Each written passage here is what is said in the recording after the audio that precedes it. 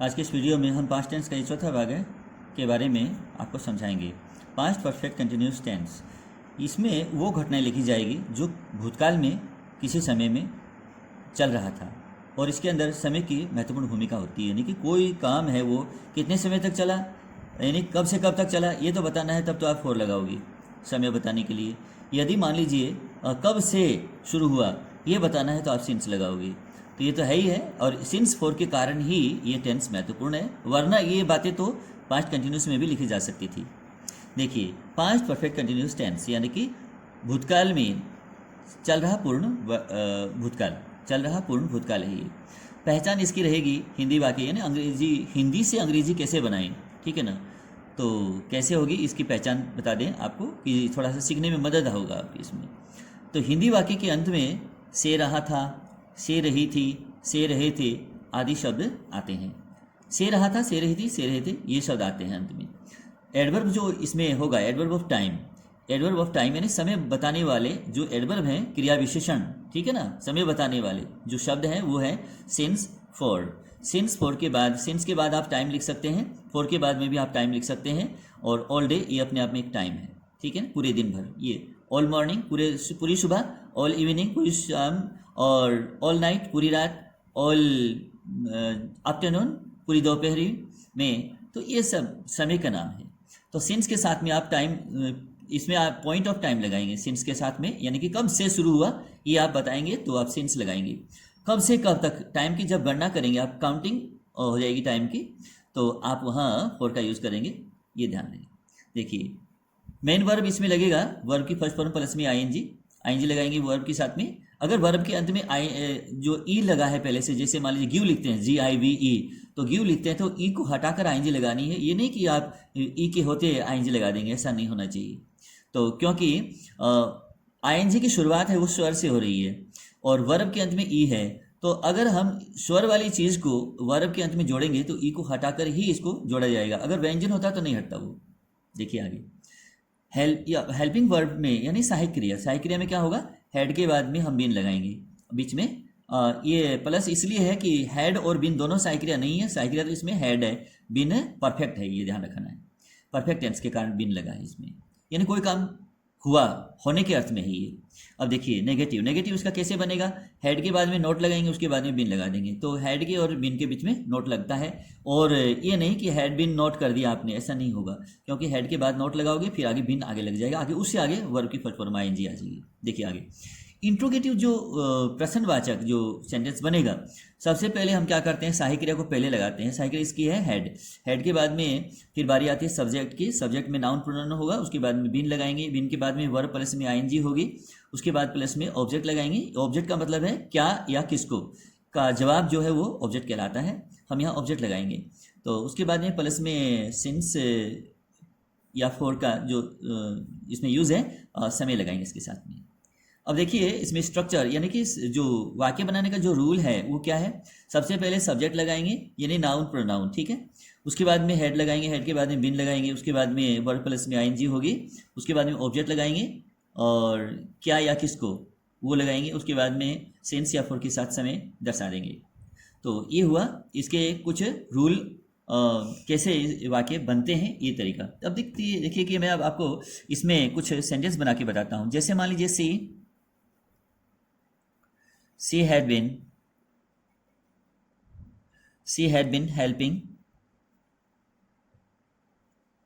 him, वह उसकी सहायता कर रही थी, वह उसकी सहायता कर रही थी for an hour, आवर मैंने क्या होता है, घंटा, यानी 1 घंटे से।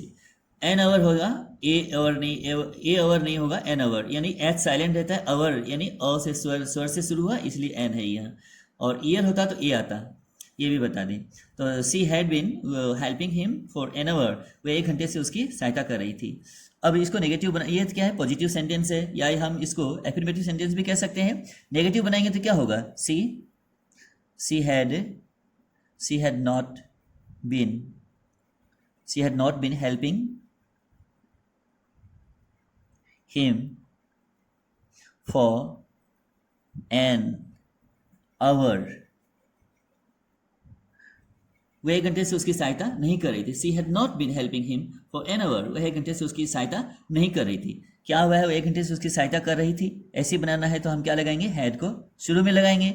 हैड सी बीन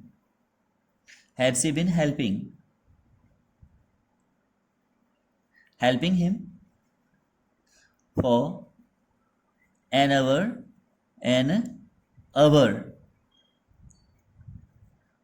और अंत में question mark. Had she been helping him for an hour, क्या 1 घंटे से वह उसकी सहायता कर रही थी। तो ये इंट्रोगेटिव बना और ये नेगेटिव और ऊपर वाला ये पॉजिटिव यानी एफर्मेटिव। अब हमें बनाना है इंट्रो नेगेटिव। कैसे बनेगा इंट्रो नेगेटिव, यानी नकारात्मक और प्रश्नवाचक दोनों ही वाक्य एक साथ बनाना है। तो हेड को आप पहले लगाएंगे तो ये बन जाएगा प्रश्नवाचक, ठीक है। हेड के बाद आप सी लगा देंगे, सब्जेक्ट आ जाएगा। उसके बाद आप क्या करेंगे, नोट लगा देंगे अंदर वाले हिस्से में। तो ये प्रश्नवाचक नकारात्मक बना। हैड सी नॉट बिन, अब बिन अब लगाइएगा, helping him for an hour again question mark. तो ये क्या हुआ, had she not been helping him for an hour, वह उसके 1 घंटे से क्या वह 1 घंटे से उसकी मदद नहीं कर रही थी, सहायता नहीं कर रही थी। इस प्रकार से इसमें कितने वाक्य बने, 4 वाक्य बने। आइए अगला सेंटेंस देखते हैं। अब अगला सेंटेंस जैसे मान लीजिए अगर मैं कहूं कि यहाँ he had been having dinner, वह डिनर खा रहा था यानी संध्याकालीन भोजन खा रहा था for 10 मिनट्स। ये देखिए समय के कारण ये महत्वपूर्ण है tense. She had been having dinner for 10 minutes, वह 10 मिनट से, यानी 10 मिनट ये गणना हो गया तो 4 लग गया। अब वह 10 मिनट से डिनर खा रहा था यानी कि संध्याकालीन भोजन खा रहा था, ये हुआ। अब नेगेटिव बनाना है तो क्या होगा, अब नेगेटिव बनाना है तो ही के बाद लगाइएगा he had not been having का मतलब खा रहा, ठीक है ना। टेकिंग का मतलब भी खा रहा होता है और ईटिंग का मतलब भी खा रहा, लेकिन मैंने ये हैविंग का यूज किया है तो खा रहा है, ठीक है। ये खा रहा बन जाएगा। he had not been having, वह नहीं खा रहा था क्या, dinner.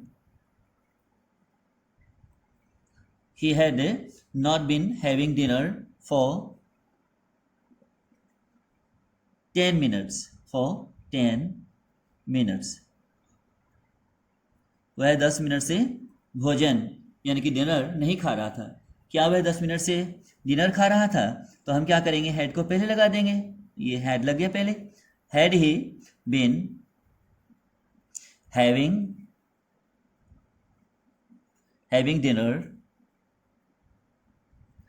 Dinner for 10 minutes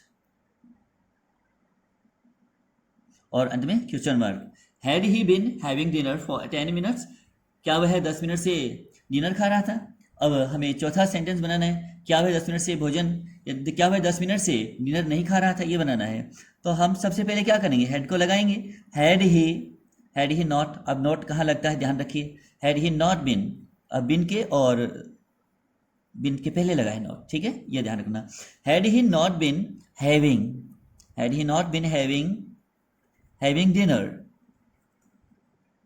dinner for 10 minutes. तो इस प्रकार से ये वाक्य कितने बन गए, एक के 4 वाक्य बने हैं। देखिए एक सेंटेंस में आपको यहाँ और समझा दूं कि आपको बेहतर समझ में आ जाएगा और अधिक से अधिक समझने का प्रयास कीजिएगा। आई हैड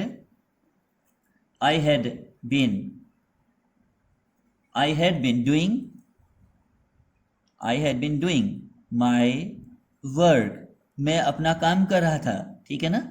वर्क में क्या होता है, काम यानी कार्य।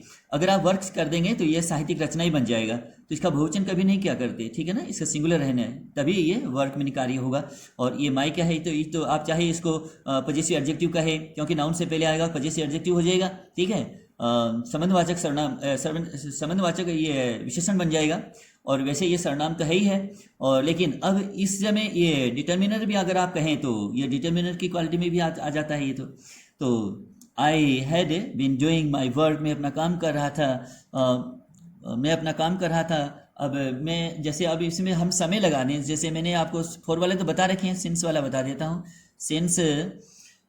Since morning,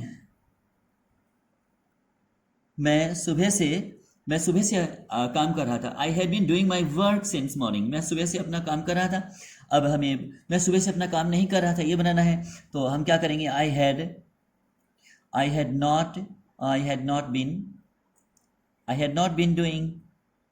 not been doing my work since morning. मैं सुबह से अपना काम नहीं कर रहा था। I had not been doing my work since morning, मैं सुबह से अपना काम नहीं कर रहा था। ये जो सेंटेंस है, ये जो मैंने आपको ऊपर बताया गया स्ट्रक्चर बताया ना, स्ट्रक्चर वाक्य बनाने का जो रूल है, वो रूल आप थोड़ा सा ध्यान कीजिएगा। वो एक मेन चीज़ होती है, मुख्य चीज़ होती है देखने के लिए, वो चीज़ महत्वपूर्ण है। और उसके बाद में सेंटेंस आप बना सकते हैं आराम से। देखिए इसका इंट्रोगेटिव कैसे बनता है।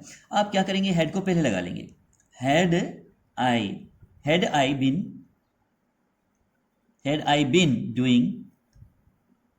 been doing my work, क्या मैं अपना काम कर रहा था। had I been doing my work since morning, तो ये हुआ इंट्रोगेटिव। और अगर मान लीजिए आप फोर्थ में बनाना चाहते हैं, चौथा सेंटेंस बनाना चाहते हैं, तो क्या बन जाएगा, आई शुरू में क्या है कि हेड लगाना है। हैड आई नॉट को आप यहाँ लगाओगे। Had I not been doing my work since morning, क्या मैं अपना सुबह से काम नहीं कर रहा था, इस प्रकार से बन जाएगा। तो मुझे उम्मीद है कि आपको ये पास्ट परफेक्ट कंटिन्यूस टेंस पूरी तरह से समझ में आ गया है। बार बार इसका अध्ययन कीजिएगा, जितनी बार इसको आप देखोगे उतना ही आपको समझ में गहन अध्ययन कीजिएगा, टीकेगा वो सीखेगा। आप हमेशा मेहनत कीजिएगा और मुझे उम्मीद है कि आप अधिक से अधिक मेरे इस वीडियो को लाइक करेंगे और उससे भी कहीं ज़्यादा शेयर कीजिएगा और मेरे इस चैनल को सब्सक्राइब भी कीजिएगा। Thank you.